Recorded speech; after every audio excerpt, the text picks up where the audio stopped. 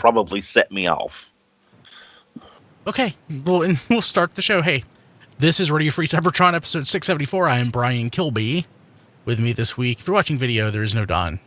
There is Don, but he's not in frame. He's invisible. I'm a Vordon. I've always been here. We spent pre-show with Don complaining about Skype. Thank you, Skype, for allowing us to use your service to produce this podcast each and every week. But yeah, he Nest Chalk a couple weeks ago got a really great picture of Don's office or his house, and I wanted to use it for something, and this is perfect. This is great. It's lovely. Thank you. We also have Matt, who is smug this week. We'll get into that. Oh, so smug. Very smug. There's Diecast, who is frustrated. He's smug because of my sadness. Yeah. Rob's here. Hello, Rob. Hi. And in orange, as always, there's Chris. Not always. Sometimes Usually. it's a blue RFC shirt. Sometimes it's the gray shirt that I have for photography, so that I don't cast orange tint on everything when the lights bounce off of my bright orange shirt. That's a real thing that happens, by the way. I was going to change it into an RFC shirt right before the show, and I completely forgot. I just got I've got better things to do tonight than dye shirt. So, yay. Well, Chris, I've got a question then. If you're wearing a dark shirt when you're using the lights, wouldn't that negatively affect your light output because it's absorbing some of the light instead of reflecting it back out? So normally the light that bounces off of you and would, front fill a subject would be negligible. It's just if you have a really saturated color shirt, such as this orange, okay, the effect of the light bounce is going to be exaggerated. And more specifically, it's not so much the front fill that's the problem; it's the color cast off of it. I gotcha. So, like a really saturated green shirt would have a similar problem. It would just look even uglier. Yeah. I had to reshoot a review because of a red shirt I was wearing once, so I know this very Wow. Right, that makes sense. Never wear a red shirt, Generally speaking, yeah. especially if you get a Target. Right? Yeah. So one time, so years and years ago, I worked for Walmart. I worked there over Halloween once, and of course, Halloween, they would let everybody wear, within reason, costume to work instead of wearing, normal dress code and vest. So I came in khakis and a red polo shirt, and I just told everybody I was dressing as a Target employee.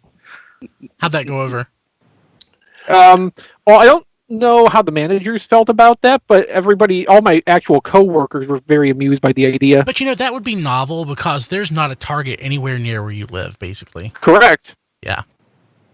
I went one year. 45 minutes, one way to get to a Target. Yeah, I bought a lot of brown fabric from the local Walmart craft department, and a lady I knew did alterations, and they did me a Jedi cloak, and I went and I had on my name bag I had Obi-Wan Kenobi. Nice. And I went as a Jedi. Sweet. Cool. Okay, so this past weekend we had our For the Heck of It live stream. It was a lot of fun. It actually went really well. It's sort of kind of like Toy Fair without a point. Basically, it was just a way to get together and goof off and record some podcasts. We were bored. Yeah, we don't get a chance to get together on a regular basis to record like RFC extras and stuff like we used to. So we got 2 or 3 podcasts out of it. So I think we're going to try to do this again monthly, maybe every other month. I think some people are probably more interested in doing it more frequently than others. But we'll see what we can do. It was a lot of fun, though. Yeah, I think you're the one interested in doing it the most frequently. Oh, I don't think I was. I think I was thinking every 2 months. I think some people were like maybe every couple weeks. And I don't know about that. That may have just been the Discord audience. Yeah, maybe it was. Speaking of Discord, tfradio.net/Discord. Join us, please. If that's basically the easiest way for everybody to get together, wherever you're watching live and chat in one place, or during the week. It's lovely. It's just a lovely group of people. A lot of people in there right now. And, there's a lot of fun. Okay. So this is a nice segue into, plugging our merchandise store. So Anomalous Wanderer has a great suggestion for a new merch idea. A wall tapestry of Don's apartment. Ooh. Yeah. That may not become a product, but we have lots of other really nice products that you can buy at tfradio.net/shirt, and all of it goes to support the things that we do here that cost Brian Kilby loads and loads of money. Mm. Especially one of our newest shirts, the Massey Attack shirt, which I've been told is very popular. I own one. I So need to go to Don's apartment and get a really high resolution photo of that for the tapestry and t-shirts. Can I social distance in your apartment, Don? If you go while he's at work. Oh yeah. well, You don't need a mask. He's got plenty of sheets he can just throw over you. Yes, but there's also a Massey here, so you have to contend with the Massey. That's true. Massey Yes, liked but me, Matthew though. likes everybody that's not you, Don. Yeah, pretty much. He really likes my girlfriend. I think he likes her more than me. Girlfriend, also good. Actually, this makes me think, not to segue too far, but just sort of the random conversation. I don't know what made me think of it. We were talking about doing like a food Patreon podcast. Not like Yeah, a I regular suggested thing. that last week. Yeah, that came up. I think we should do that. I think we should next live stream we should get together and do that for a Patreon. I think that would be a Patreon only deal. I don't think we would post that publicly. That's I can talk kinda about some of my how I favorite had it in foods. mind. But so we are doing our Toy Detectives, full-time Toy Detectives promotion. Even though the promotion on Patreon officially closed out, it just timing didn't work out great with this COVID-19 stuff. So we're doing a soft sell. But Chris and Rob are probably recording a new Toy Detectives podcast this week. Probably. We're gonna damn well try. Yes. That So is the plan. that'll be awesome. So we'll have that up for patrons. And is it this one may be the first one that we do for patrons only? I think we should probably start. That was the original intent, was for patrons only. Yeah, for the that. first episode was a pilot for anybody to listen to and get the idea, and then going forward, patrons patron only. audience. Yes, awesome. So yeah, awesome. So for patrons, patreon.com/tfradio. But that'll be patrons at all levels. So sweet. What else? Oh, hey, we posted a new episode of Transform Squadron last week. We got so busy and I completely failed to mention that. So that's up. That's the one for May. I can't Sorry, wait- Rob. Yeah, I can't wait to hear Rob's. I haven't listened yet. I can't wait to hear Rob's social distancing, stay at home order, even though he's like still working 7 days a week. Thoughts on all this. So that'll be a lot of fun. Do you remember that time Rob recorded us the coverage of the midnight launch of like War for Cybertron or something? It was the Revenge of the Fallen on DVD. I think. Okay, well, whatever it was. That was a some lot of good fun. times. Yeah, that was good. That was funny. That's somewhere still in the archives, I'm sure. So It is. tfradio.net and just I don't know, search for Media Play Best or Buy. Best Buy or It was yeah, I Best don't Buy, know. I believe. Yeah, that was I could probably find the episode number in there. If you haven't already, check out our archives. We've got stuff going back for years. Back to the 90s. Yeah, it's really kind of 1990s. depressing when you stop and think about it. The 1990s. I was in my 20s. That's also depressing to think about, Don. Yes, thank Yeah, I you. was 20 when we started this. I thought I was 19, but I was 20. No, I might have been 20. No, I was 20, yeah, 20. Gosh. When Don said he was in his 20s, he probably meant like 29. No, 20 to 30 from Yeah. 1990 to 1990. Well, that would count 29, yeah. Turn 41 next month. A couple of us. I turned mean, 41. Don is. I think Don's 48 now, so you can do the math, Diecast. Yeah. I'm 49. I'll be 50 in. Can I? I'll be really? 50. Actually, this year Father's Day falls on my birthday. Of course, it does every 7 years, obviously. Duh. But yeah, this year it's on Father's Day. Leap years would affect that. Sorry. Hey, okay. Did anybody get anything? Go ahead. Don. I did. It's not a lot. Off topic. Today, when I stopped by Walmart to get Massey food, I found two things. Don't bother Hey. showing Don. Remember, you're not on video. I know. A random new Egon from the Real Ghostbusters line. Just laying there on the counter. No other Ghostbusters. No Ghost Trap. No PK meter. Nothing. Just one random Egon. So, I bought random Egon. Does your Walmart not have a spot on the planogram for it? I think every Walmart Apparently I've been. Because I looked up and down the aisles thinking maybe it got stuck with the Playmobil stuff. There was nothing there. I checked down where the He-Man wrestling stuff, the He-Man wrestling crossover stuff was. There's nothing there. I checked over with the Marvel stuff. There was nothing there. Just one random Egon on the shelf. But Egon's my favorite from Real Ghostbusters, so I mean, I don't mind getting just an Egon, but I do want to get the other three whenever they show up, including the PK meter and the Ghost Trap. So I've got the PKE meter is nice. The Ghost Trap kind of sucks. Oh, really? Yeah. The Ghost Trap looks really big and involved for a $20 price point. Though. Yeah. So a couple problems with the Ghost Trap. One, the it's pedal. not full of dry ice. Yeah. The pedal or whatever that you press down on. The wire's really flimsy. It's really cheap. The original version of this from the Halloween store had a button on the handle. That's probably a lot better. And also the motor in it is kind of junky. So keep in mind, this was like from a Spirit Halloween store. That was the original use of this. So it's not the best quality. Not made by Hasbro. It's not a Hasbro product. So it's not that great.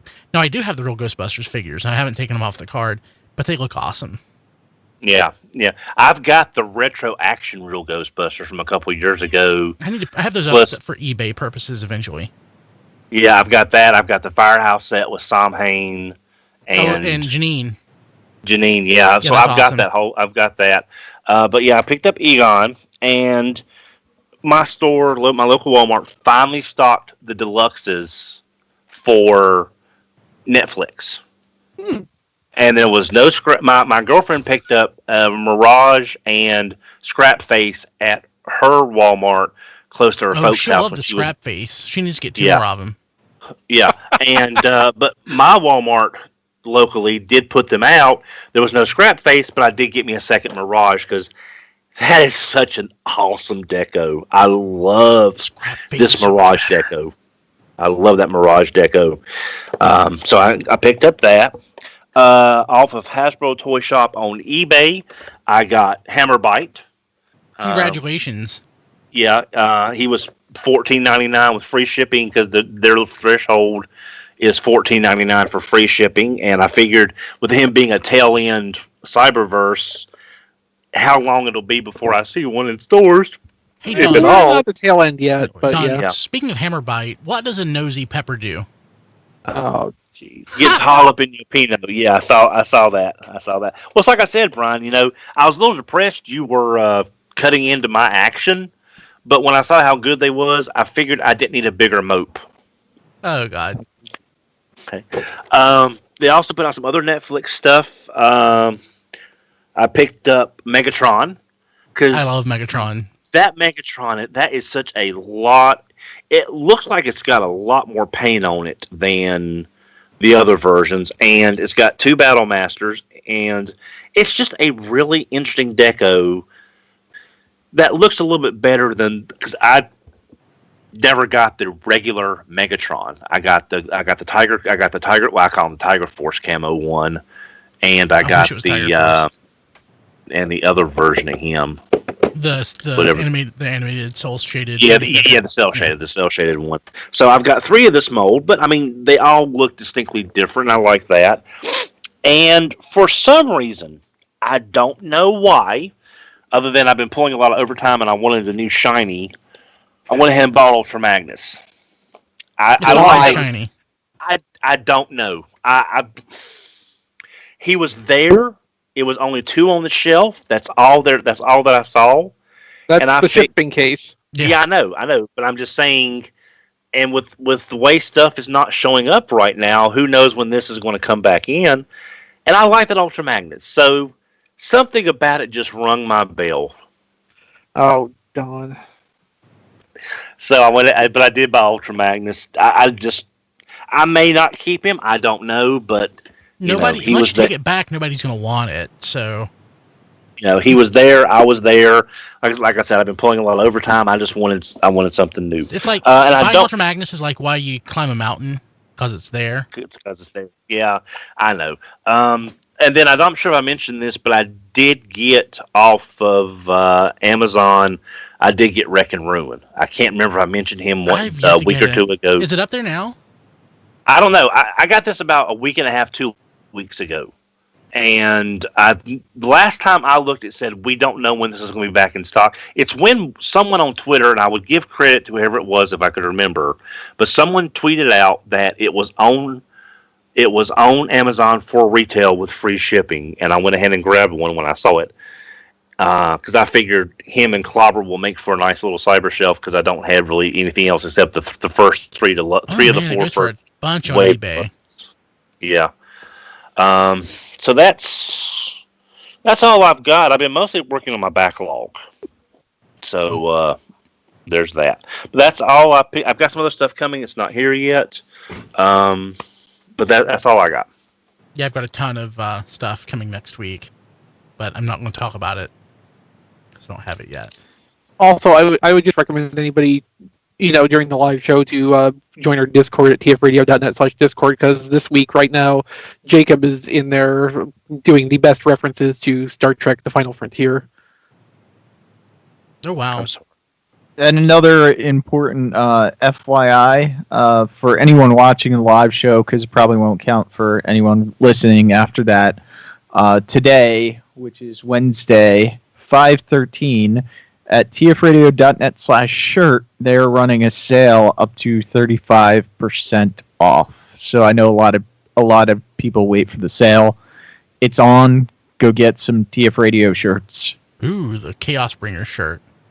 Yeah, I'm getting one of those. I don't have a DTOF Club shirt, but I'm not a DTOF person. Doesn't matter. You're still displaying them. So should I go ahead? I think I'm going to go ahead and maybe do that. We've been talking about moving, but now this COVID-19 thing, and Kim's working from home, and I've been working from home. Kim's work may not go back to the office ever. So now you really need to move, don't you? We could move somewhere far away where we could get a really, really big house for what our house now costs. Like, we could get twice the house, or 3 times the house. So, I don't know. I would love to have, 3 times. When you're looking, make sure that there's at least, 6 to 8 targets within that 30-minute That's the driving problem. distance. That's not going to happen. Yeah. Also, gotta make sure, the gigabit and everything. We can move back to Wilkes if we wanted to, and I get gigabit. It's internet. You should move back to Wilkes, because then you can start doing the happy day again. I could, yeah. I could actually see friends. I don't see anybody here anymore. Well, nobody anywhere is seeing anybody, or they shouldn't be, because, I could hang out with Triplet, socially distanced. Actually, Triplet and I have always socially distanced. In which most of the time he just won't come to your house, is what you're saying. Sorta. We lose Don? Right. Don. We lost Don. Well, I Do you hope want Don me to was go? done. Yeah, go ahead. Yeah, go. All right. So the two decent things I got the Manga. The manga.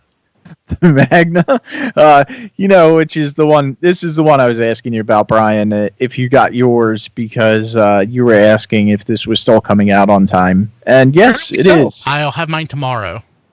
Oh, okay. So, I think I'll have mine tomorrow as well. It said it was out for delivery today, but it never showed up. So, and I did get my last Seacon before Unicron, which makes me kind of sad.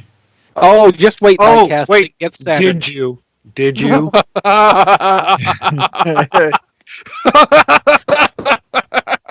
Okay, I'm done. And then the other thing to make me extremely angry, I got my box of Taobao. You can see how small this box is. Yeah, wow. They unpacked everything and just threw it in this small box. And even me placing things in there nicely, it's larger than the small box. So let's go ahead and go through this. We have not one Sheridan, but we have two Sheridans in this small box. These are the Fans Toys ones, which I always buy an extra just in case I want to sell one. This was done by the seller and not by customs. It was not done by customs. This was done by the shipping company, not the seller. So it's not the seller's fault. These are actually from multiple sellers, the things that I bought. So this was done at the consolidation/shipping center. Oh, they've consolidated it. Never done before. So in this box, we also have a Masterpiece. I think this is a KO, but it's the Masterpiece Hot Rod that comes with the Target Master. Yeah. Yeah, so it's a little bit darker paint. It's a little bit different. You know, the price was right for it, so that's why I got it. That's 3 things in this little tiny box. But wait, there's more. I also got the Jazz MPM Jazz. This is also, I'm not sure if it's a KO. Let's just say it's a KO. I think it's like the Black Mamba version of the MPM, which, you know, I have to see if it separates. I don't know.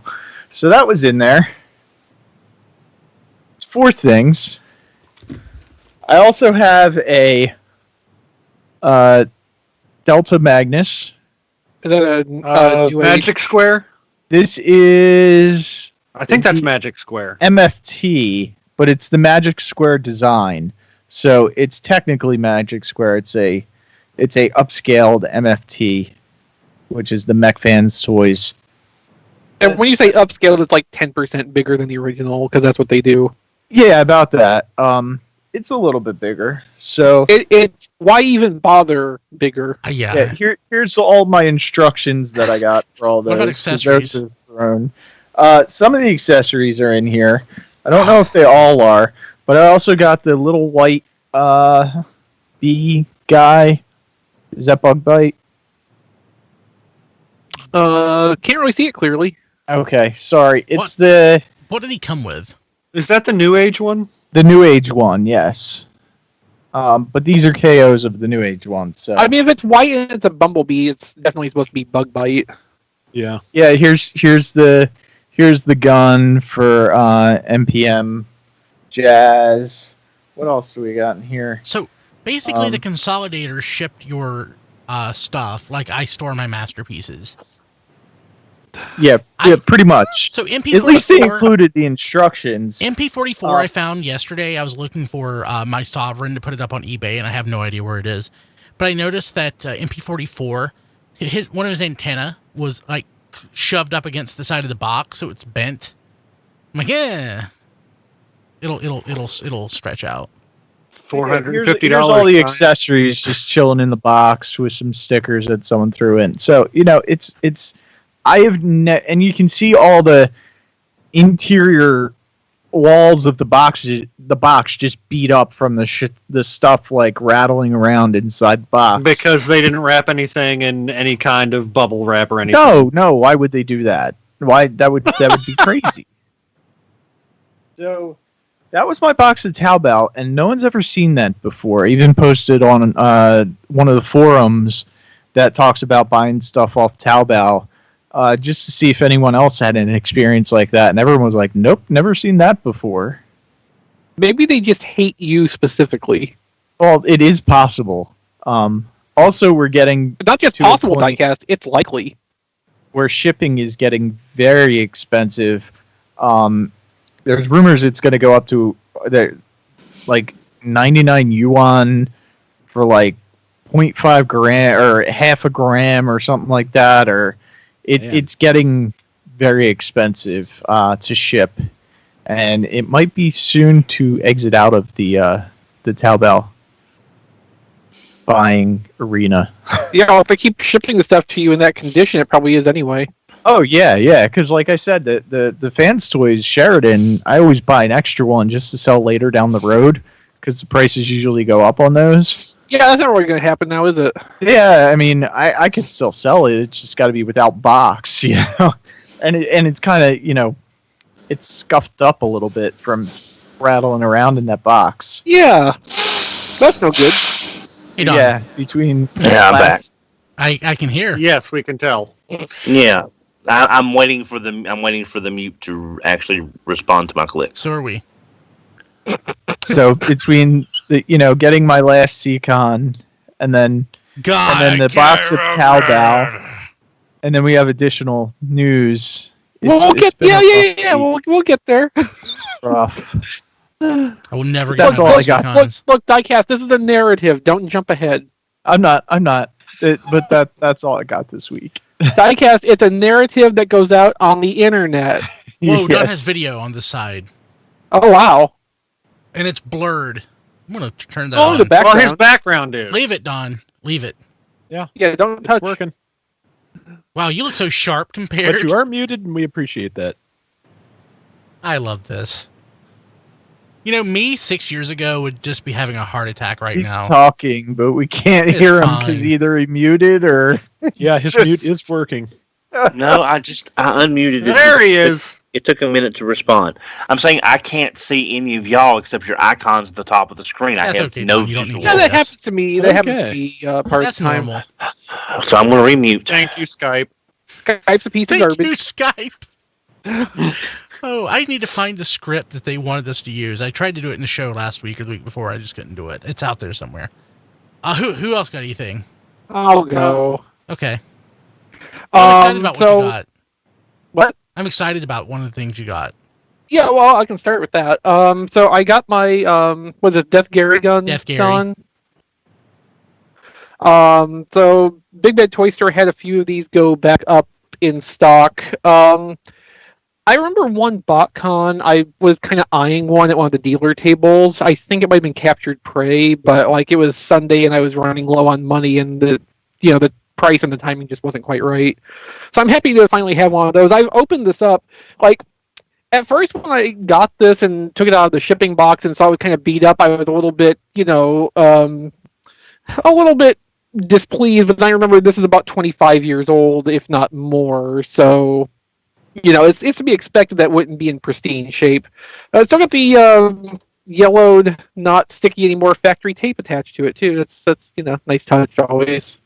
So I did open it up and make sure everything was in there, and that's all fine. I also noticed they had a really big sticker sheet to go with it, which I was not in the mood to deal with. So it's stayed in the box since then, but I'll get around to that eventually. But it's one of those things, like, it was, reasonably cheap. I'm glad to be able to check it off the list, and until I actually do something more with it, it'll live in its box somewhere in a corner and probably gather dust.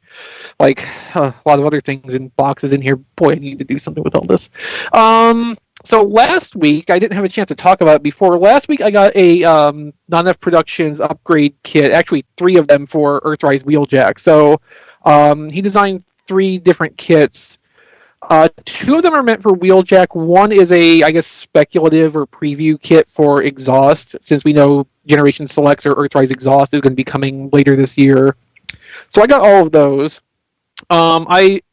It's not something I can really show off on camera here, so I've got a gallery up of it on my website, playwithphotography.com. So you can go check that out for closer looks at all the stuff. But basically, across all the sets, there's shoulder launchers with different size missiles. There's a little handgun. There's replacement wings for the robot, which will also collapse down into spoiler for the car. A set of wrenches in 2 of the sets. The sets ranged from, I think, like $4 to $10 for the exhaust set, which was the exhaust set had the most stuff in it, and so it was the most expensive. It's also now out of stock and is not going to be produced again until the exhaust toy actually materializes at some point in the future. This was the first one of these kits I got that required like significant assembly. All the launcher pieces had to be put together. and the channels from the sprue frame are kind of thick on this, so it was difficult to get the parts separated without leaving some scarring to one direction or the other. On some of them, I was able to get it to be where it was, excess mold flash on there, and I could kind of trim that off a little more carefully. On some of them, it kind of scarred into the actual part, but fortunately, the sprues are all connected in places where it's not very noticeable. It's not an ideal outcome, but it's not like a disaster either. But like once all stuff goes together, it's really nice parts. The shoulder launchers are articulated. They have hinged base connectors. Sorry, so real they can quick, actually, I was trying to unmute Don. It looked like Massey was attacking him. Just FYI, sorry. The shoulder launchers can actually swing 180 degrees from forward all the way to backward if you make enough clearance with the wings. And so there's a kit that's based on the G1 Wheeljack toy, which is 2 black shoulder launchers with short missile tips. And then there is the middle kit, which is basically cartoon based. It has the smoky clear wings, pistol, wrenches, and 1 shoulder launcher with a long missile. And then the exhaust kit has basically a combination of those parts, but its shoulder wings come in blue instead of smoky clear. I'm not super a fan of the clear shoulder wings, but at least for the regular Wheeljack version, you could pretty easily, I think, like get a chrome pen and cover that up if it really bothered you, or if you want to get a little more complicated, like do an inner layer of silver and then some white over top of it to match the car mode. So when you close it up to be the spoiler, it looks like it fits in a little bit better. In robot mode, like all the stuff on the thing looks really good. It solves a lot of the like cosmetic problem I have with Earthrise Wheeljack. Unfortunately, there's not really fixing the engineering or the way the robot mode feels in hand with an upgrade kit, unless you like replaced half the toy. But to look nicer standing there, this definitely does the job. I think altogether with shipping, this is about $24 worth of kits, but like wow. You only really need to buy the one that has the cartoon stuff, and you get like all the important parts. No, but like overall, I'm actually really happy with this. I'm glad I got the exhaust one for whenever that comes out, because again, I think it's gonna need the help. The one major complaint, and this is not a failing of the upgrade kit, it's the toy itself again. You can't really store most of the stuff in the car mode. So of course the wings can stay on and become the spoiler, and you can use the roof port to put one of the shoulder launchers on, but there's just not really accommodation for a lot of accessories on Wheeljack's vehicle mode, and that's kind of a shame when you've got all this extra stuff and no home for it. I would almost like a toolbox add-on for Wheeljack. Like, maybe not something they could attach, but just something to hold all the stuff and that Wheeljack could carry around in robot mode. But that probably won't be a thing. So this week, now, I got another non-F thing. He made some track extenders for Omega Supreme, and as a byproduct of that, he set up some what he's calling diorama sets. So it's a bunch of square panels that are the same width and will basically interface with the Omega Supreme track. These might not, since they're the diorama ones. I don't know if the actual ramp extenders had different connections, but it's based off the same toolings. So it ships looking like a stack of floppy disks. I like that. Yeah, so he made 2 different kinds. These are the Autobot orange ones, and there were also just plain gray ones. These come as sets of 10. I have one of them open. So it's the plates and then a baggie of connectors and edge rail pieces, and you can connect the plates together side to side. Like, theoretically, you would make like a floor out of them, but I'm pretty sure you could probably stick them together and they would hold well enough to make like a wall for like a backdrop wall. And I will be trying that probably first out of anything. But like, I got these to use as part of photographic background elements, and whether it's going to be a floor piece or a wall piece, I think it'll work pretty well. I only just got these today, so I haven't had a lot of time to play around with them, especially since I was spending most of the day posting to galleries on the public site. So that's a thing, playwithphotography.com. I'll I may not do like a specific feature on these, but look for these to appear in photos there and on social media in the near future as I get to messing around with them. These were a little bit more expensive. They're sold out. These were basically leftovers from a pre-order run. These two sets together cost about $50 with shipping. So hopefully they'll work out pretty well as the background elements. But they look really good. I'm really happy with the shade of orange that they are. I was not expecting them to be quite this vibrant, so that was a really pleasant surprise. And I think that's all I've got for this week.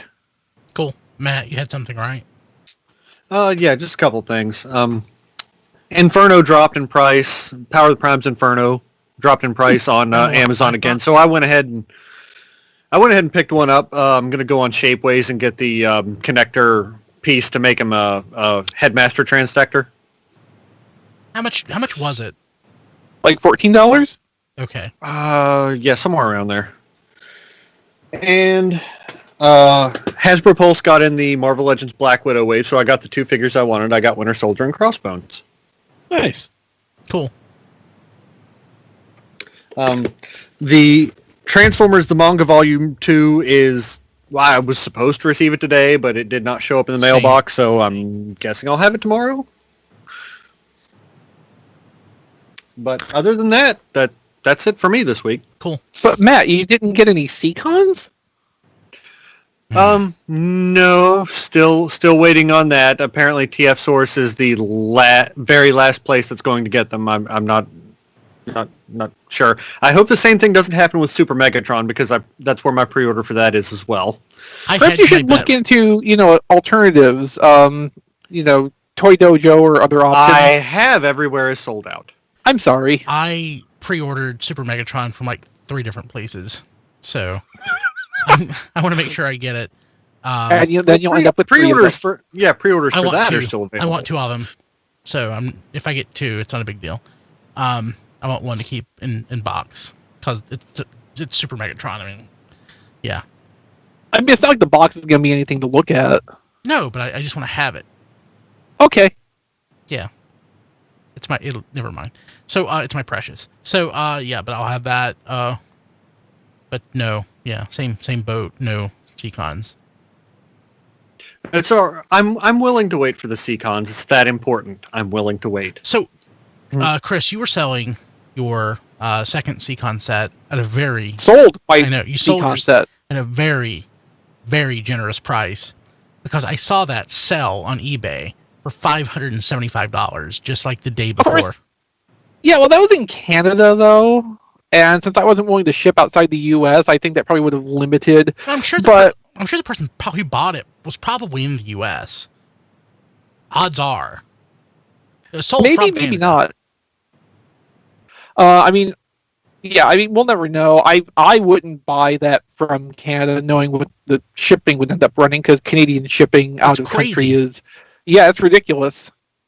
But I think we should remember, the I believe 106th rule of acquisition: dignity in an empty sack is worth a sack. Yeah. So selling the Seacons at a lower price and actually having them sold is more valuable to me than having a set of Seacons here that I'm trying to sell at a higher price. Yeah, no, yeah, I get it. Also, I made the person that I sold them to extremely happy, and that's cool. I imagine so. Yeah. Yeah, sweet. Let's see here. Rob, did you get anything? Just that DisplayPort to HDMI cable I needed, and it's nice to have 2 monitors. So sweet, it was worth it. Very cool. Especially once I found you the trick to make it where you could actually move windows around. Yeah, since half the reason I wanted 2 monitors was so I can access my computer while I'm using the PS4, since they're both plugged into the monitor.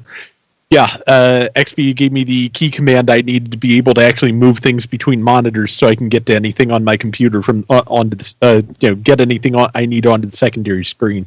Cool. That's not really so much a matter of me trying to claim credit for this as just highlighting that why doesn't Windows actually have something like you're talking about where you can from the taskbar on whatever monitor you're using open the window to that monitor? Yeah, it's ridiculously non-intuitive, which is very strange. I mean, it's a simple program. It should just work so Don's right out not of the box. here, so he can't hear you mock him. But we have been joined by John DeLuna, who sort of tagged in for Don. John, did you get anything? I did, but I haven't opened it yet. I got a couple more Toy Fair like vintage catalogs and things. I got Nice. yeah, I got oh god, I forgot if it was 95 or 96. I need to open it again and see but one of those years, one of those kind of like mid 90s years, I got like the whole shebang. So I got the like this, it looks like a Trapper Keeper kind of folder, and it's got like all the inserts and all these different like catalogs and mini catalogs for the different categories: boys, girls, preschool. Like it's like a set of catalogs inside a binder that they would give out, and those are pretty rare because now they're kind of parsed out. So yeah, I'm excited to dive into that, and once I get some time to open it, I'll go into some more detail probably next week or the week after that. But cool. Yeah, we're ticking off the years. We're checking off the years here. So with any luck, I'll be running out of catalogs that I need at some point. Awesome. I love that. More Did you power ever to think when you started down this road that you'd actually be looking at the possibility of running out of years to collect? No, but that's awesome. Which One problem though that I've discovered is so Toy Fair is like the big trade show in America, but unfortunately there are other countries in this world, so my eyes have been open to Japanese trade show and toy show catalogs which exist, and European toy shows which exist, which have different catalogs and different content, and some of that stuff I can almost guarantee nobody's ever seen before. But those catalogs almost never come up, but they do exist out there. Which catalog was it that was Allspark teamed up with, like pulled resources to buy? That was Toy Fair 85, I think. 85, okay. How much? That was expensive because like 50 people or so, or 100 people went in on it. So, I mean, I think it was in the hundreds of dollars. no, it's less. Everybody pitched in a little bit. Oh, okay. I don't think it was like, ruinously expensive. Okay. I remember. I thought it was like $10. don't think. I can get like a shout out somewhere. I don't think the market for Hasbro stuff is nearly as high as the market for Kenner stuff, i.e. Star Wars in the late 70s and very early 80s. Those Toy Fair catalogs, they go for big bucks. Cool. I don't care about those. So I've been spared. Also, sad, nobody cares about the Beast War years, the 90s, which are awesome, or they're not old enough to be nostalgic and have disposable income. One of those two things. Cool. Okay. So I think I'm next. I'm going to catch up on something I missed last week. I ordered this on a whim. Imagine that. When I realized that it was in Transformers Universe packaging. It is a Transformers Super Soaker. I had it, and I gave it to my nephew because I just like non-robot stuff. I was purging, and I don't even know how I came. Oh, the kids were wanting a Super Soaker, so I was just thinking, hey, do I still have that Super Soaker upstairs? And no, I didn't. So I did a little bit of research and saw that it was in Universe packaging when it was sold, and I'm like, crap, I have to have that. It's kind of technically a Transformer. So I got it. So I paid less for it now than I did like 10 years ago when it came out. And we've been joined by Don, who I can hear very clearly. Unmuted Don Ferguson. Remember Beast Wars when we would get like water squirting gimmicks in the toys? Yeah, Ultra like, Megatron had that. Quick Strike had Strike that. had it, A couple others I think did too, but I can't place them. Like from year 2, I think. Cheetor did, didn't he? Oh yeah, the gun was a water squirting thing. So Cheetor, Tigatron. But ironically, Spitor didn't. Yeah, it's not even. You couldn't even necessarily argue that he's too small because like Spitor and Quick Strike were both basics. Yeah. Like a year apart. Well, it was like 2 years, 97 to 99. Transmetal was 98, wasn't it? Yeah, I guess you're right. Yeah, something Yeah, like that. crap. You know what I miss? I miss the external voice or sound box. Just having that weird G2. box. Yeah, I'm Optimus yes, Prime. I love it. Also, Diecast sent me a care package. Wasn't expecting it, and I opened it, and I'm like, there was a pair of tweezers in there, and I'm like, did these fall in here? I'm like, oh, they're for like stickers, so I need to apply stickers. I'm like, these are actually really nice for stickers. They look like good sticker tweezers, so I was very pleased with that. There's also a little Transformers. I don't know what you call it. It's a little Autobot symbol that it connects to like your headphone cable. It just hangs from it. Is it one of those things that keep the cable from snapping at the jack? Yeah, something like that. So, it's an Autobot symbol. It's cool looking. I've got it on my headphones upstairs. But what really surprised me, he texted me a picture of this like last week or the week before that he got it on eBay or somewhere. I'm like, oh, awesome. That's great. I'm glad you got that. That looks awesome. Then I opened the care package and it was in there. It's a few weeks ago, I talked about the Tomy transforming robots that came in the Happy Meals. And I bought the car. He sent me like the spaceship, but this one is from, Mexico? I don't know where it's from. Actually, no, I don't guess it. Yeah, it's French. Maybe it's Canadian. Maybe that's French. But it's boxed. It's the McDonald's Happy Meal. So in the U.S., it came on a card. In Canada, it says Tomy Canada. In Canada, it came in a box, in a Happy Meal. Interesting. That's pretty cool. I haven't opened it. I don't see any reason I can't. It's not taped up or anything. So I'm going to do this now. Yeah, you can open it. I opened mine. Oh, yeah. Sweet. God, I love I actually had this as a kid, and I had no idea what it was till Brian, showed off his on the show. So white. That was like... Plastic is so clean. Brian, quick, put a sheet over it. Yeah. and it connects a lot of dots for me because I'm like, oh, no wonder why I had that toy. It was a McDonald's toy. That's pretty much the only, because I didn't have a lot of money when I was a kid. So when I was little, I had a Wendy's GoBot, the space shuttle. Yeah. It's not spacey. It's something else. Yeah, it's something else. Yeah. Yeah, I'm sure Don would know if he was able to unmute and talk to us right now. Can you unmute and tell us, Don, what was the name of the GoBot space shuttle from the Wendy's Kids Meal in 1986? Video's frozen too. Sometimes you just have his face is priceless on that frozen video. Yeah, I laughed, but I also kind of feel someone needs to take a screenshot of that. I'm recording That's a great so I face. can get a good high quality screenshot later. Yeah.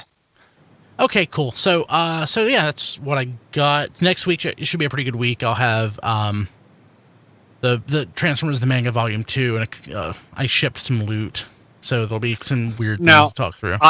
I shipped some loot as well. I think it was Friday of last week I hit ship, and it still has not left yet. I don't know if because of current circumstances that they're shorthanded, but it may take a while to get your stuff, Brian. So I shipped mine Thursday, and I got a ship notification Monday, and UPS says it'll be here Friday. I checked mine a while ago. It still says processing. I shipped, but I don't remember what day I shipped because I did get a couple things from them, and I definitely didn't get a shipping notification yet. So my Sonokong Brave toy took long enough to ship that I forgot I ordered it when I got the shipping notification. Well, I have that coming as well. So yeah, I didn't have a pile of loot. I had them ship. I selected ship immediately when I ordered it. Yeah, and it still took long enough that I'd forgotten that I ordered it. So okay, let's jump to the news. So Chris put this in here first. I guess it's breaking news.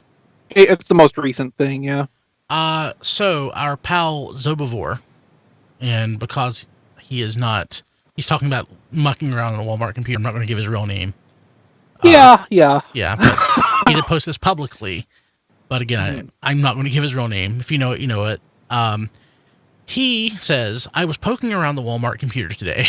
I noticed there was a number of additional listings attached to the Deluxe class Netflix assortment. In addition to Chromia and Sideswipe and Hound and the rest, the following names are listed. And they're all prefixed by TRA Deluxe, so I'll just run through the names. Bumblebee, Quintesson, Wheeljack, Impactor, Deep Cover, Red Alert, Barricade, and Alita 1. So listing them at normal price. So I don't see anything else around timing or anything. So things pop up in we've talked before about how you have to get your product data out there before basically anything else, and we just lost Don. So it'll be interesting to see if this is corroborated, but he's definitely a trustworthy source. He's a member of the family. We just haven't, seen him in a while. He, moved out west and he's striking it off on his own. But Zob used to be like a lot of our liners and stuff from the old days back in the 90s. Zobivore recorded those. Plus, he did like 99% of the voices on our Transformers the movie parody, which you should check out at tfradio.net in our archive. So definitely a trustworthy source. So interesting. Bumblebee, Quintesson, Wheeljack, Impactor, Deep Cover, Red Alert, Barricade, and Alita 1. Yeah, what he's saying here is that the Netflix Deluxes are at a different price point than the regular Generations Deluxes. So these don't appear to be like crossover listings with stuff we already know about. Right. So 1987 as opposed to what, 1999 or whatever. It's a different price code or something. Yeah, I think it's just a few cents difference. Let's run through this real quick. Did we get a Bumblebee in War for Cybertron? No, but we just got an Earthrise Clip Jumper. Or Siege? I'm sorry. So yeah. So could we actually be looking at a Bumblebee that's a repaint of a Cliff Jumper for once? Well, a retool or shared engineering. And that probably means, and I'm speculating here, that this wave would come after, like, the stuff in Earthrise. So, because we already know we're getting a Quintesson in Earthrise, it's the Sharkticon. The Alicon. The Alicon, I'm sorry. So, Wheeljack we have a mold of. Impactor we have a mold of. Deep Cover is probably a repaint of something. Sideswipe. Okay. Red Alert would be... Red Alert. Well, we're getting... Yeah. And Alita 1 would be a repaint of... Probably Chromia. Yeah. What would Barricade be? Barricade. Yeah. Barricade again. Just with more paint slapped on him. Yeah, would they do that in the Siege, or would they do that in the Earthrise mold? Yeah, okay, so it'd be nice if they did it in the Earthrise mold. Okay, yeah. So there's two things that we can infer from this. Bumblebee, Wheeljack, Barricade, and Alita 1 could be an assortment of these Netflix-inspired ones, if indeed that's, what the price point data is pointing to for this. That could be a whole assortment of those based on Earthrise mold, in which case Barricade would be off of the new Dotson body, and Alita, rather than being a Chromia, would be a retool of RC. And then, of course, Bumblebee would be the retool of Cliffjumper, and Wheeljack would just be the Wheeljack mold again. The Quintesson probably is the Alicon in any case, unless they figured out some way to deluxe price point. Yeah. Unless they figured out some way to retool something else into something relevant to the Quintesson prefix. But I would just assume it's a different deco for the Alicon. But yeah, and then Impactor, Deep Cover, and Red Alert are pretty self-explanatory. It would just, there's no reason to think it's anything but Siege mold reuses.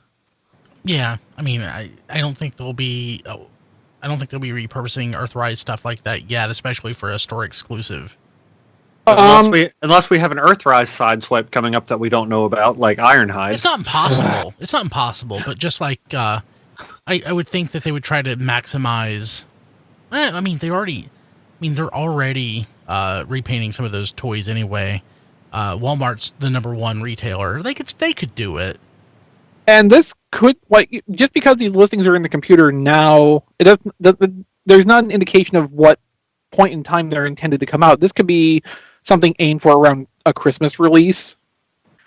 In which case, all of the molds referenced here, even the newest ones like the Alucard, would be they'd be well enough worn that there could be store exclusive redecos like this in the pipeline. It wouldn't be unusual then. Yeah. Yeah, I mean, given there seem to be 2 waves worth of deluxes here, I was wondering if one of these wasn't for maybe next year when the Earthrise Netflix series. It could That's be what that I far would out. think. That's what I would think. Yeah, that's another possibility as well. I mean, all of these technically could be for an Earthrise themed Netflix series re-release.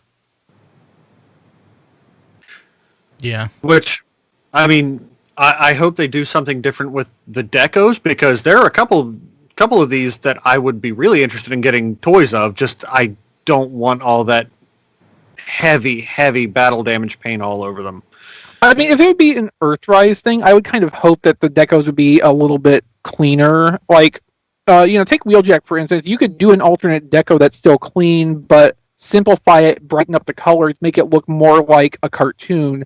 Like, I'm not saying do cell shading as such, but maybe the plastic will actually be white on this one. That's kind of what I'm saying. Like, you just pump up the vibrance on the colors a little bit and remove the really detailed, intricate sponsor decals off of it. You've got a viable alternate deco there several months after the original toy came out at minimum. And you could do that kind of thing with the other ones too. There's a lot of options here besides just heavy grime wash. Hey, I was thinking about that Wheeljack toy the other day, and I think they just absolutely misfired. Like, they should have saved the dingy off-white plastic for exhaust. Yeah, and watch, that'll be, pristine bone white. Yeah. It would be much more fitting if it was nasty and tar. Yeah. If it was age yellowed. Oh god, that'd be great. Cool. Hey, so that's interesting news. Hey, but the most important news, arguably. Well, yes. Yeah, Generations Selects. Oh, wait. So Diecast, you were very, very what's the word? You surprised me last week with how well you took getting all the Seacons before Unicron. So this has to sting a little bit, doesn't it? Oh yeah. Especially because I'm like, okay, bro. really. So, Generation Selects God Neptune teased to the surprise surprise of no one. Yeah. So I know it is Blade a little Raider surprising. is I wasn't smiling. expecting it this fast. I was not expecting it this soon. I wasn't. So we know it because we know that it's going to be God Neptune because in the Super Megatron comic that was published, God Neptune was featured prominently in that. King Poseidon was featured prominently, and God Neptune was strongly implied in the last couple panels. Right. So so basically in that, are we assuming that God Neptune is like the upgraded version of King Poseidon then? No, because earlier in the comic, Half Shell and Turtler were existing side by side. Oh. Yeah. I didn't read it. Yeah, well, that's the a shame. It's pirates insane. Yeah, the pirates were on their own. Oh, wow. Okay. I think, yeah. The one, yeah, those are usually pretty crazy. I need to go back and look at it. At least, is there a translated version out there now? Yeah, Ben Doug Yee Glenn. commissioned- Yeah. Yeah. Yeah. Okay, that's right. Yeah, I need to go back and check it at bwtf.com. Yeah, all the comic pages have been translated as far as I know. Cool. Yeah, so that's great. Do we?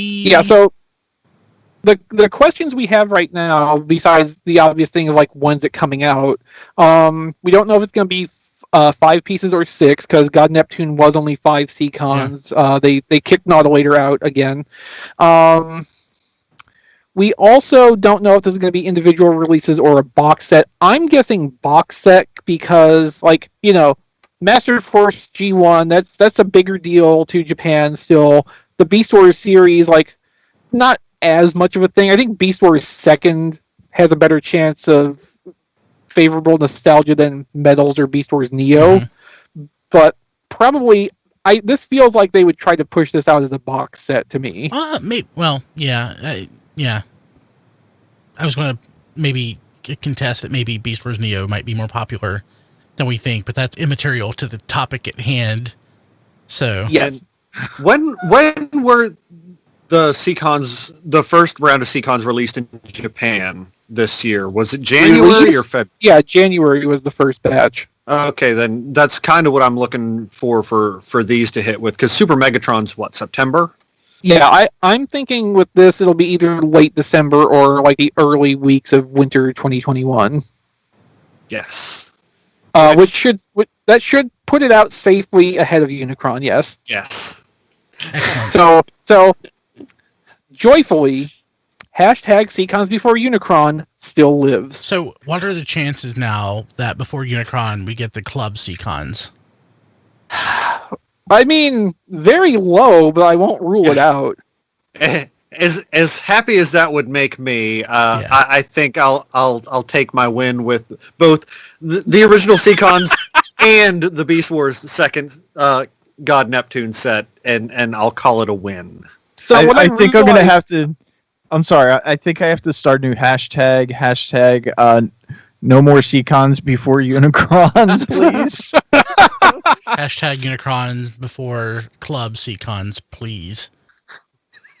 So I realized in writing the news desk script for this, Shizuoka Hobby Show was supposed to be this weekend, and probably they were planning to reveal God Neptune during that event.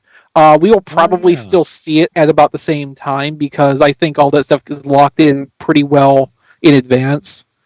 So we probably will have pictures and maybe pre-order pages going up for this. Well, pre-order page, it'll be a Takara Tomy Mall thing for sure. Probably pretty soon. Cool. Okay. Let's talk through this HasLab Unicron update. Diecast, you want to talk about it, or do we just want to?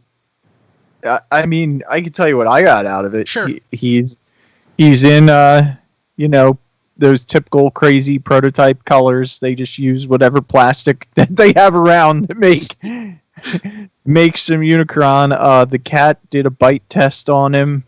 They made the update very kind of funny. There it is, just chilling, in the middle of Home and Garden magazine, and then they also have it looking out into a lake, which fishing off the edge of a pier. Yeah. Oh, the cat is rubbing up against it. I missed that. Yeah, 2 pictures there. Yeah. And that's actually a different that looks like a different prototype than the. Are there 2? No, it's the same one. It's the same one. Okay. Because if you look at the robot mode picture, you can see all the planet panels on the legs are black like that, and then it's got the blue ring parts. It's just that the yellow top part of the sphere is not visible from the robot mode front. The one, and then the orange, big thing. I'm sorry. The one that's in orange and the regular colors. I mean, that's photoshopped, right? No, that's one of their earlier painted prototypes. Models. Because they say in there 2 in the house. That one. They have that one at somebody's house who is working on designing the instructions. Oh. So they're working from an earlier piece. And like John DeLuna said, that orange in those photos looks so much better than a lot of the other photos that we saw. Yeah. The other thing that kind of broke the internet was the box had a UPC on it, and people kind of went nuts. And it is a UPC instead of, I think they call it like a routing barcode. Yeah, I think like the supply chain barcodes, if I remember right, the lingos, those are usually called like plates. They're like a license plate. That's how you can sort of tell them apart. That on the box is very clearly a UPC, which is used for point of sale. Which, I mean, we kind of talked through this a couple times already. I think we talked about it some on the weekend stream in one of those segments. There's definitely applications where it's appropriate for there to be a UPC on this within the context they've already given us. For like non-direct Hasbro retailers who have partnered with them, they might need UPCs for their point of sale system to fulfill their orders. There is a range of possibilities for this. It doesn't really mean anything more than what we already knew about how this was going to be distributed. So a couple of interesting things in this. One super interesting thing is they actually showed us top-down photos of the actual steel mold elements for parts of Unicron's head. We almost never get to see images of the actual steel cut toolings that Transformers are made from. So that's fairly substantial in itself. Yeah, it's pretty cool. Now, of course, if you know what injection molding pieces look like, it's not anything like super new or surprising, but it's very interesting to get to see that in the Transformers context. The other thing is they're calling this a T1 sample, which stands for Test 1. So test shots, the way they work, they will run random plastics, like Diecast explained. They run random plastics through that they have on hand because the purpose of this is just to make sure that the parts fit together and work together. Usually when we see test shots, or when they have test shots sent to their headquarters in Rhode Island, they're at a later stage where more of the kinks have been worked out. This one, they say very clearly, like, besides it not being the final colors, not all the parts are fitting right with this test shot. Oh, great. So it's a very early sample, and revisions are going to be made. There's going to be further test shots. This is the very first test sample that has been produced off of the mold they cut. So there's still a lot of work ahead of them on this. But we're getting to see something fairly special here, even though at first glance it doesn't really look all that different from any given test shot we might see turn up either through official channels when they loop us in like this, or through other means. Yeah, I think when I sat with Make Toys, that they said they have like, it could be like 10 to 15 samples revisions of samples before they get to the final that they okay to go into production. So and the this bigger and is more the same complicated process. Yeah, the bigger and more complicated something is like this, the more likely it is to need many samples, many test shots to dial in all the things they need to dial in. So while you might be inclined to look at this and say, oh, they're running test shots already, this isn't going to be that long before it's actually being produced for real and gets fulfilled. No, this is stage one, and this is going to probably go through literally months of further test shots, examination, revisions, going back and forth until all the parts fit, all the things work right, and they are able to actually run the actual colors into it. Even the colors themselves can turn into a revision stage, because if it comes to a point where they get one back and a quarter of it is in the wrong color because the factory says, well, no, this has to go like this, that could be another stage where, okay, we've got to rework how this mold is going to come together so we can get this to be the right color without having to put more paint on or whatever. Because for something like this, they're not going to settle for like we would get in lower price point toy where Optimus Prime's shoulder is gray or something because they can't run that color plastic to that part. Right. So yeah, there is still a lot of work. This is still far off in the future before this is a finished product. But to me, it makes it that much more interesting that we're seeing so much of a step-by-step progression of how Unicron is coming together, that they're having hands-on with and they're sharing with us test shots at an earlier stage than we would ever normally see. So here's my prediction for 2021, even though it's not the year-end show. We will be getting our Unicrons, and we will be talking about them by episode 725. When will episode 725, what week would that be? In about a year. Ish. Yeah, that sounds about right. Yeah. Okay. So another thing with the box, I'm just bringing this up because it was kind of a point of conversation on Twitter, and kind of talking with it a little bit with Don, kind of brought it into focus a little bit. This is probably going to be the shipping carton for Unicron as well as the quote-unquote packaging. Yeah. So that is why the printing is not like colorful or shiny or fancy looking, even in this mock-up stage, because they're not going to spend the extra resources on making a pretty package when they know that this is the thing that's going to absorb all the kicks and drops and sharp edges to protect the toy inside. It's like a computer or something. And but I expect a pretty box inside. No. Well, okay, so the thing is, they say here that this box mock-up they have, it's 26 inches cubed. 26 inches on every side. That's a lot of cardboard, a lot of printing. They're not going to then make, they're not going to make a second 26-inch cube box to go inside it, or a slip cover to fit over this. This is it. This is going to be the packaging. This is probably what it's going to ship as. I know the scale is different, but you know what? You know when they do end up having the shipping box and the nice internal packaging? Like on all the bots and stuff they send, because they have exorbitant like box touchy-feely stuff in those, and the more you make, it's the price scales. So that's got to be a cost loser for them. But I can't imagine that they would have like a really nice toy and package underneath this. Anybody who got the sail barge, let us know how that came. Right, that would be a pretty good example, actually, because I think the sail barge is even a smaller volume overall. Yeah. And the thing with the bots thing, like you're talking about too, it's definitely a scale thing, because you gotta remember there's maybe a dozen of those things put together total. Like the bot? No, it's probably closer to 100 of them, I would think. You think they make that many of those promotional samples to send out? Yeah, I bet. All the YouTubers and everybody that gets them. It doesn't seem like there's a lot of play on those. I don't those are think really rare. Then I should put them on eBay. I'll be rich.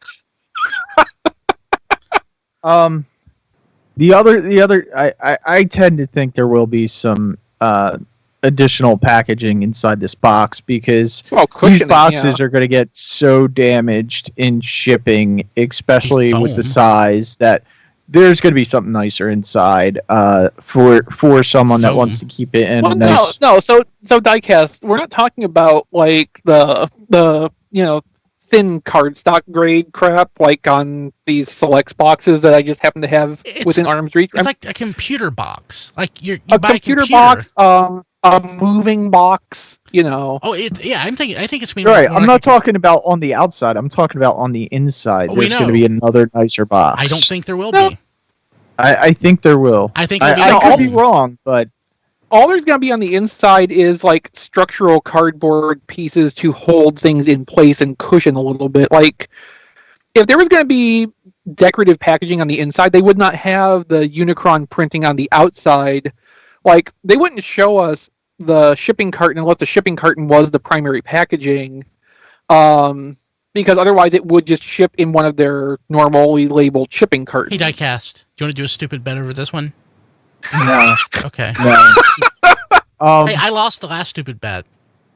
The one thing about this update too is I'm like, and I don't know, are all the freebie stuff that we're gonna get kind of shown already? I mean, is there gonna be anything else? I was hoping in an update.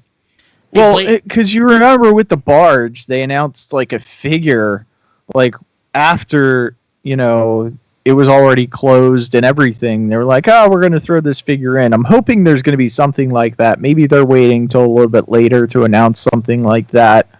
I would like to see more regular updates, because this is only the second update we've gotten since... This might be only the second update Hasbro has gotten of any substance. So, Blade put this in the Discord, this photo of the barge. Now, that looks like a photo. I mean, that looks like a scan of something. So that might have been the internal box, but again, the box that the barge came in wasn't decorative. It was the outside. Yeah, it was a shipping carton. It was a shipping carton. A regular shipping carton. Yeah, like Unicron, it looks like it's both. Yeah, it's just those the punch-in handles on the side are what's really speaking to me. Like, this is utility more than shelf-ready packaging. Yeah, I think so. Okay, cool. So I think we've talked about that quite a bit. TFNation was canceled. I see a lot of people are really sad about that, which apparently all those UK conventions are a blast. I've never heard of a bad UK convention. I would love to go to one, just because my dad lives in England. But yeah, that's sad. Yeah. But, it's the right thing to do. Yeah. I mean, I think everybody was probably expecting this to happen, but that's not going to quell the disappointment. Yeah, but yeah. I mean, yeah, people were still holding out hope, but yeah, deep down, they had to know. Yeah. So that's sad, but, it's for the best. We'll have it next year.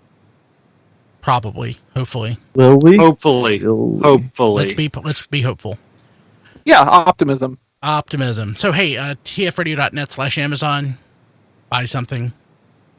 There's toilet paper there. Probably find some hand sanitizer. I don't know. There's no Lysol there. I know, because I looked. Hey, I have masks on the way for the kids, so they can wear them to daycare. Those will be here on Monday. So, tfradio.net/Amazon. Buy something you need it. Amazon shipping it. It'll help us out, help cover the cost of the show. It's not cheap. It looks like Amazon also has eased their prioritization and restriction of what will ship quickly. Like a lot of stuff's gone back to, for Prime members, it's gone back to the delivery estimates and such from before things started getting bad. My Inferno came super quick. We bought like a completely discretionary purchase Sunday, which was a Cricut. The thing you can use to cut vinyl to make shirts and stuff. And, okay, yeah. And I think that was here like the next Cricut day. with a U. Yeah. So. Didn't you buy Kim one of those like 10 years ago? God, you have a great memory. We got her the one for fondant. So you can use it to cut like fondant for a cake, and we literally never used it. That's actually why I remember, because you said at some point within the last, I'd say 18 months that we she donated never it. used it. Yeah, so that's why I remember it. With this one for the kids, though, we're going to use the heck out of it because we can make them all sorts of crazy shirts that are so much cheaper than buying crazy shirts. So nice. Kim's incompetent cousin posts on Facebook like the shirts that she's made, and she is literally the second dumbest person I've ever met. Literally the second dumbest person, and her shirts look good. So Kim was like, if she can do it, I can do it. And I'm like, absolutely. We're gonna make some RFC swag too, so we'll see how that goes. But the stuff looks good. Also, I'll just throw it out there because I'm thinking about it. Like, if you're not on Amazon Prime and you haven't taken a free trial in 6 to 12 months, tfradio.net/Prime, you may qualify again. Free fast shipping again on a lot of stuff, and also since you're stuck inside, like Amazon Prime Video has quite a bit of stuff that you don't have to pay any extra for. And even if you only get the month out of it without renewing, and even if you do want to buy some stuff, there's always sales on movies. I got like On Her Majesty's Secret Service HD today for like $5. I saw you in Triplet talking about that. Yeah, so I spent too much on Amazon Video today, but I have them in my collection. They work in Movies Anywhere. Some of them do. That doesn't, but some other movies I bought are on Movies Anywhere, so I can watch them on. If anyone's wondering about the 26 inches, and you can see the video, I'm holding up a tape measure. It's almost 2 feet. It's like 2 feet and 2 inches. Yeah. So that's how big one side's going to be. And it'll three sides will be that big. Well, yeah, or six sides actually, because it's a cube. It's a cube. That's what they should have did it as the cube. The board cube. No, Cybernet Space Cube. Cybernet Space Cube. Yes, there you go. Yes. Hey, also buy a shirt. tfradio.net/shirt. Like Diecast said, if you're watching right now, there is a sale. I will have my Unicron shirt before I have my Unicron toy. Hopefully I'll have that for next week's show. It'll be great. I want to thank our touched patrons. We have some new patrons to talk about. So Kevin Dorsey, Sean Bratton, Jacob Owen Lucia, Sean Hamilton, Jason W. Rye, Mike Mallory, Jason Hiley, Jonathan James, Matthew Dedman, Hector Bones, Brian Cooper, Nathan Sampy, Spider Bob, Rabbits, Emmett Stresovich, Gaming Fix, and Patrick Davidson. Thank you all so much for being touched. You're awesome. We love you. Let's see here. You can find me on Twitter at bkilby, on Instagram at Brian Kilby, and other podcast stuff at briankilby.com. Rob Springer not here. He's at Robo Rob Springer on Twitter, zonebase.org. Don departed us because of Skype. He is at TFG1. No, sorry, wrong one. He is at HMRC. He's at TFYLP. I was confusing like one of my old accounts with Don's account. He is at HMRC number 4 EVR, which is really close to TFG1 4 VR EVR. Yes. Yes. That was an old troll account of mine. I remember. Yes. Of course I remember. Yes, you were there. Let's see here. And some people will be listening. It's like, you were that guy! I'm like, yeah, that was me. That was... Well, hopefully that's followed up with, like, that was hilarious. I was about to say something between that and was, but I remembered where we are and that I couldn't. So use your imagination. One of my favorite things was on April Fool's, I came out as TFG1 and nobody forever. believed you! Nobody believed me. It was wonderful. So, yeah, okay, cool. We are on Twitter at TF Radio, Facebook. I'll just go off the top of my head everywhere we are. We have a Roku channel and a Fire TV channel. You can search for those if you have those applications. Of course, we're on YouTube. Subscribe. We could, yeah. That way, if you're subscribing on YouTube, you get notified when we go live. We're on Twitch and so many different places. Places. There, you can have your Alexa subscribe to the news desk, right? Yeah. I think it is Alexa add the Transformers news update, something to that effect. You can find it at Amazon. Just add it to your Alexa from there or from the Alexa app. Yeah, if you're not subscribed to the news desk already, please do. You'll get more of me talking in your ear. And of course, that is funded via our Patreon at patreon.com. Thank you. TF Radio. Yes, you, our touched patrons, are our patrons. And our people that use Amazon, you make that happen. And who buy our shirts. John, how do people get a hold of you? That John D everywhere. Excellent. You sound so great since you've tweaked your microphone. Oh, thanks, man. You're so nice. I thought it was such a tragedy all those years that you had that microphone and you sounded like you were talking into a bucket. I know, and all it took was like 2 minutes on YouTube. Yeah, I learned It so seems much. like 2 minutes on YouTube just solves so many of life's problems. For sure. Yeah, so awesome. Let's see here. Diecast. How do people get a hold of you? You can get a hold of me on Twitter. You can see me be angry about Talbot shipments at Diecast2. And then you can follow me or follow my reviews by Diecast on Facebook. And see all my reviews at tfradio.net/reviews. Chris. Apparently I make a great point, according to Jared. I'm not sure what that point was, but I agree I make a great point. So just today I posted 2 galleries at playwithphotography.com. One of them is the Stormshot gallery that's been exclusive to my patrons for the last week and some change. I don't remember exactly when I posted that originally, but Stormshot's a toy I really like a lot. I was really happy to make that gallery, and it turned out looking really good. So be sure to go check that out. If you want to have access, early access like that to future galleries, and you're not a patron already, please consider going to patreon.com/playwithphotos. You can join for as little as $2 per month, and every time I put up an early access gallery, you'll get to see it some number of days before anybody else. I don't think I've ever consistently done a preview for the same length twice, so we'll start a betting pool or something, how long the next one will be exclusive for. Cool. Sometimes it's just until I remember. I also post random things to social media at instagram.com/playwithphotography or at playwithphotos on Twitter. Probably you will see me with these non-F floor/wall panels on there at some point down the line as I'm testing with those.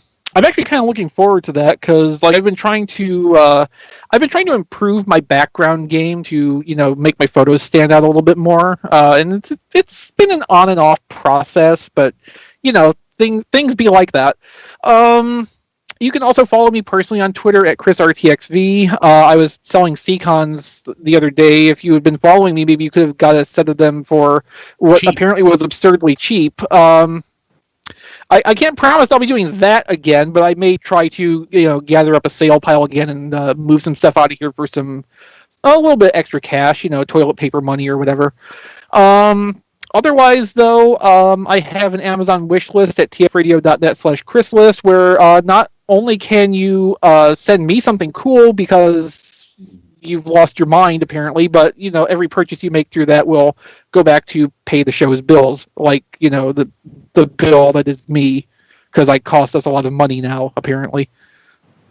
Yep. Rob. Okay, I am on Twitter at Figure Reviewers for toy stuff and Rob Flails for Flail Throughs, which is my YouTube channel. That's about to hit 10,000 subscribers within the next few days. Congratulations! Yeah. Thank you. Oh, that's awesome. That's Yeah, great. thank you. Congratulations. Oh, thank you. Yeah, so that is mostly right now. I am still covering Gundam Battle Operation 2, which is a PS4 Gundam game. This last week, they just added the transforming mobile suit Ashimara, which turns into a flying laser donut. I'm enjoying that quite a bit. I love that thing. Yeah, it is great. And other than that, of course, if you like what I'm doing there, you can go to patreon.com/flailthroughs and throw me a couple of bucks if you want to request a specific video. And also, if you like what I'm doing, you can go to tfradio.net/claylist and same as Chris, anything you get me there helps fund the show. So there we go. Good times. So Indeed. Crunson in the chat is a Class 7 floating vaporous apparition. We just learned. Oh damn. Yeah, so that's pretty potent. So I Is he so- full torsoed? yeah. I was trying to type that out in Discord, but I needed to talk, so cool. Hey, so Well, that's what happened to me when Jared said I made a good point. I was in the middle of trying to reply to him on Discord, and then you threw to me for my plugs, and then everything just kind of fell apart. So, I've got some stuff. Oh, crap. I've got a contest that I need to give away. So we have bots to give away. I've been meaning to post them on Twitter Oh yeah. for weeks. So I'm going to do that now, like right after the show's done. And we'll announce the winner next week on the show. So, Good luck. yeah, good luck. Also, I'm saying that to Brian as much as to all of you. yeah, it's always fun. Also, I should probably throw my stuff up on Twitter before I eBay it to try to avoid some fees. So, Yeah. yeah, maybe I'll do that this weekend. Yeah, we'll see. Okay. Hey, anything else? Anything we forgot? I can't remember. No. One of those things, like, I've only had one energy drink today, 2 energy drinks today, and some coffee, and a little bit of caffeine gum. But I found the best thing I've done in the longest time. And I'm not going to be one of those people that say my life has changed because I've been doing something for a week and I'm not going to stick to it. But I have to say, after like a couple weeks, this sleeping thing is pretty awesome. Yeah. Yeah, so I'm going to actually... Yeah, It's funny. Like you discovered sleeping at the same point where in my life I lost the ability to sleep. Basically. yeah, I'm going to try to go to bed by 11. So I'm getting like 6 Again, hours. good luck. I'm getting like 6 hours a night, and it's awesome. So I love it. Okay, cool. We'll see you next week. Have a good one.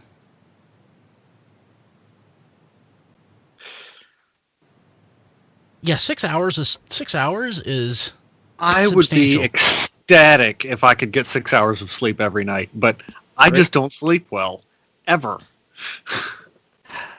Yeah, and my problem is not that I don't sleep well. It's that I just never want to go to sleep. But I'll have like 2 week stretches where I get like decent sleep, but usually I pass out, and then I'll wake up like every hour on the hour and look at the clock. Oh, Is it time to still- work I yet? still Is it do 4 that. a.m. yet? That still happens, but I mean, I wake up almost every hour. But it's Last only night I was out cold for about 5 hours. Nice. Yes, it really was. let me See, check. okay, so my problem, like, I've only come to realize in the last couple of years that, like, literally every person has a different amount of ideal sleep. And mine seems to come in multiples of 4. If I sleep for 4 hours basically uninterrupted, which is a rare luxury, let me tell you, if I can sleep for 4 hours uninterrupted, I'm actually good to go for like 10 hours after that. Oh yeah, I can totally see that.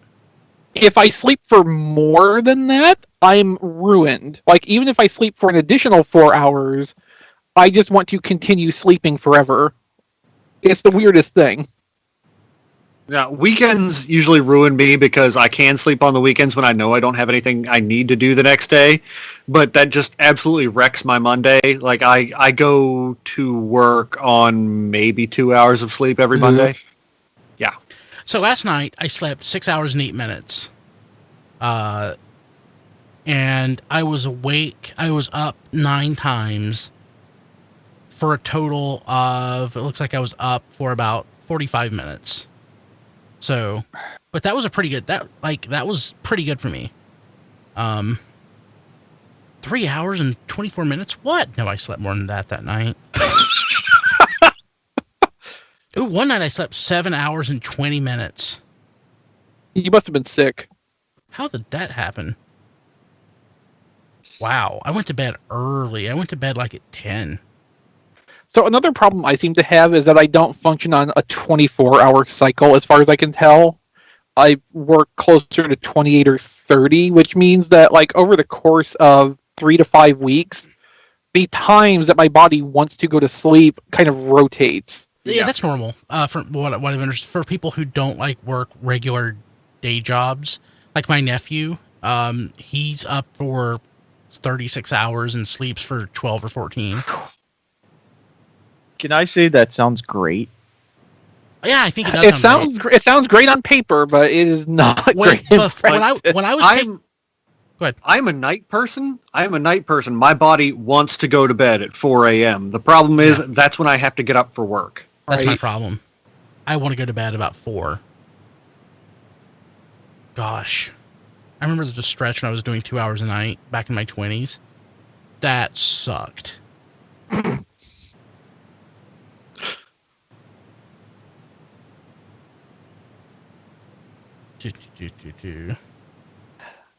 Prime Reed says, I can sleep all night unless I eat Mexican. That's Los Rodeos at 3 a.m. That's either a restaurant or a euphemism for the toilet. Hey, John. Actually, real quick, while we're here. Johnny there? Yeah, I'm here. Luna.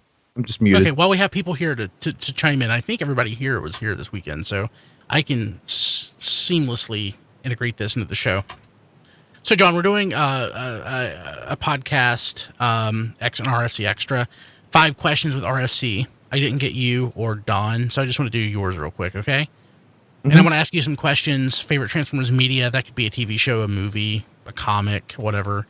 But the rest are pretty straightforward. Can we just go through this real quick? Yeah, sure. And the other guys can chime in, too, based on what you're saying, but we'll do this here. Okay, John, your turn. What is your favorite Transformers media?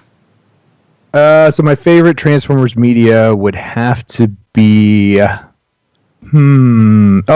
it's the VHS version of Transformers the movie, because I definitely remember renting that over and over and over and over again. The Family Home Entertainment version?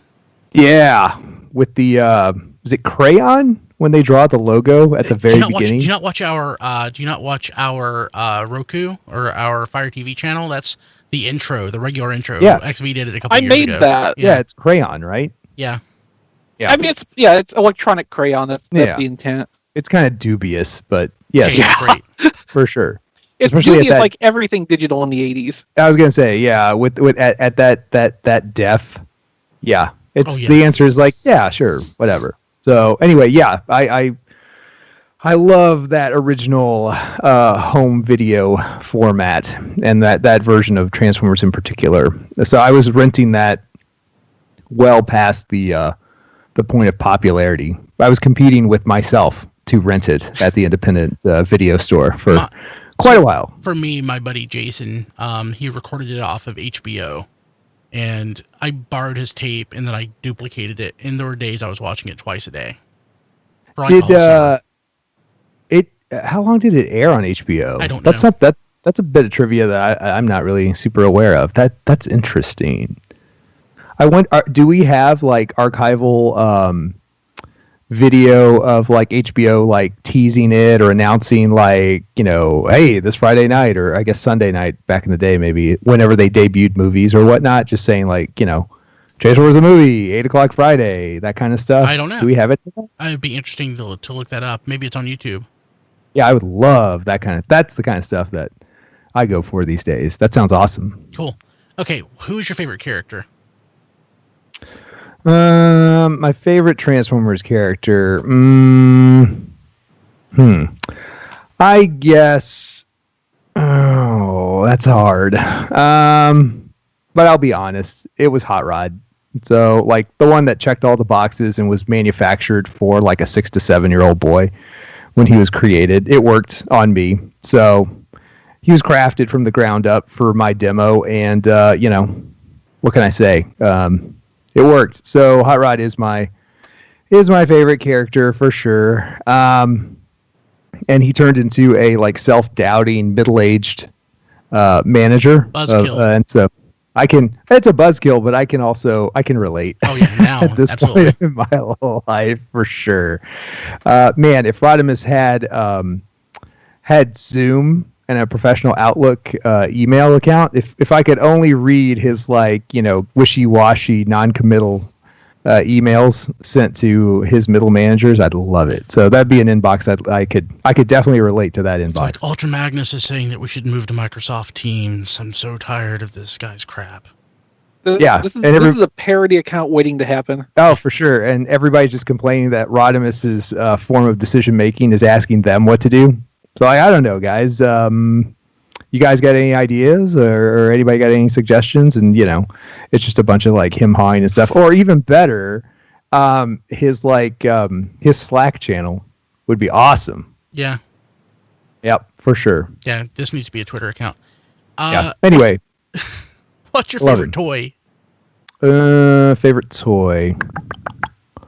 Well, it's not Hot Rod. G1 Hot Rod, that is for sure.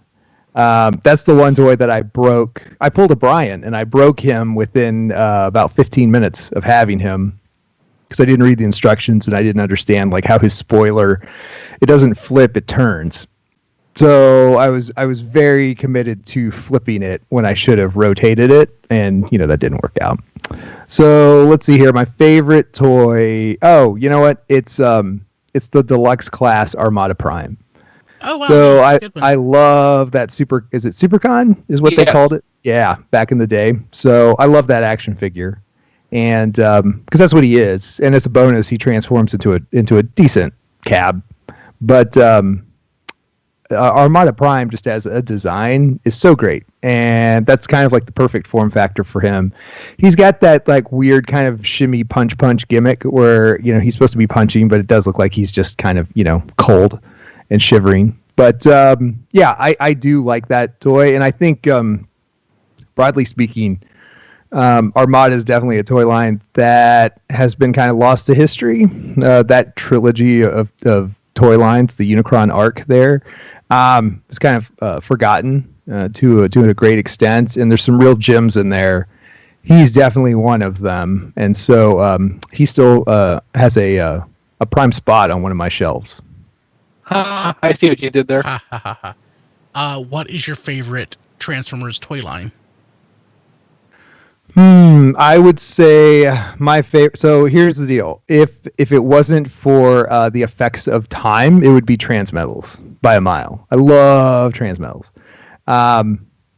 but time takes a toll on all of us. Well, time is the fire in which we burn.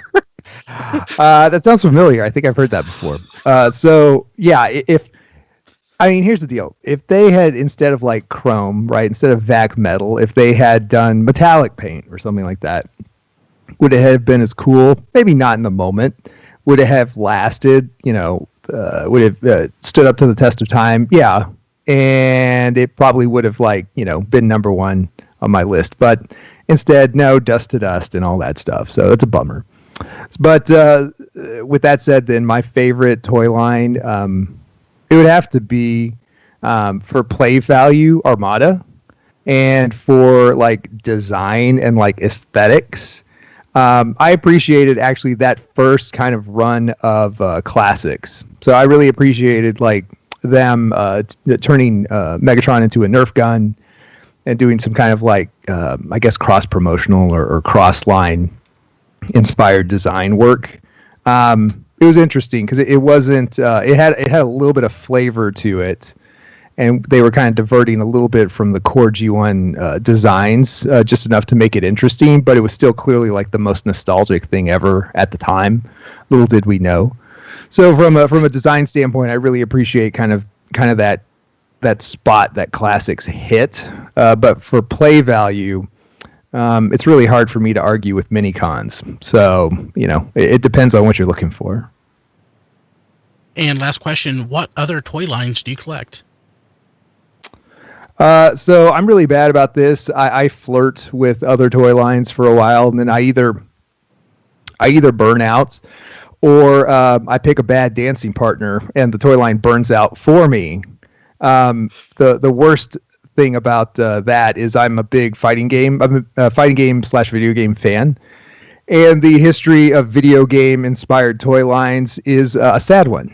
Lots of tragedy and lots of premature stops and kind of messed up starts and things like that. It's not good. It's very similar to the history of video game movies. So I almost always give a Street Fighter toy line a whirl and see how it goes, and invariably the toy line kind of falls apart. So if I would say like the toy lines that I collect on the side, I'm usually trying to dabble in whatever the signature Street Fighter toy line is, hoping it'll last long enough to get a nice assortment of characters. And the other one, though, that outside of that I've actually started collecting, and I'm hopeful that it'll have a proper ending and kind of a complete run, whatever that looks like, is the Ninja Turtles line from NECA. Specifically their cartoon-inspired toy line, which is a Target exclusive. Kind of weird, but Target is kind of really going hard at that Funko hipster kind of demographic, and obviously this fits right into it. But they retail for about $50, and they're 2-packs. They're a little pricey, but not too bad. A 7-inch-ish scale. Again, characters and designs inspired by the cartoon.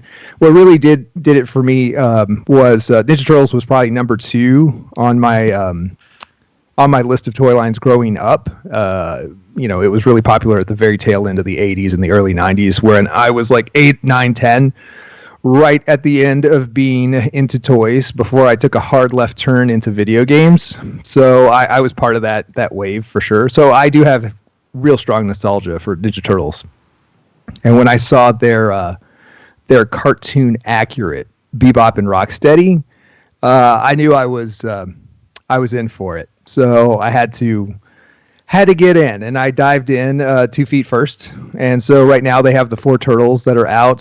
Shredder, again, a cartoon accurate Shredder, awesome.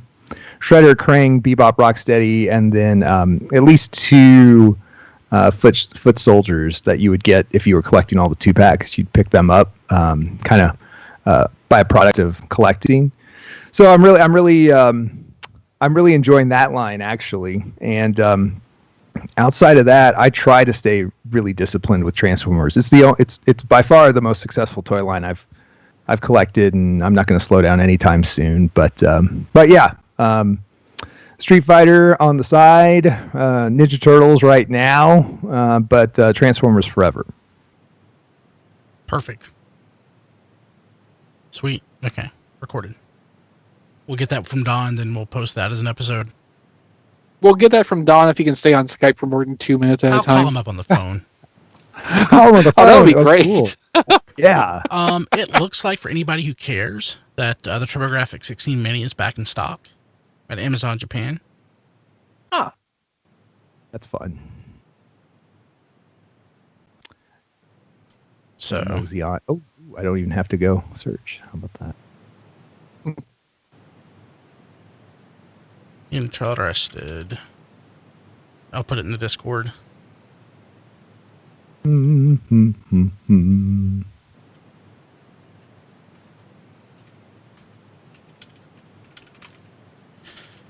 Okay. Hey.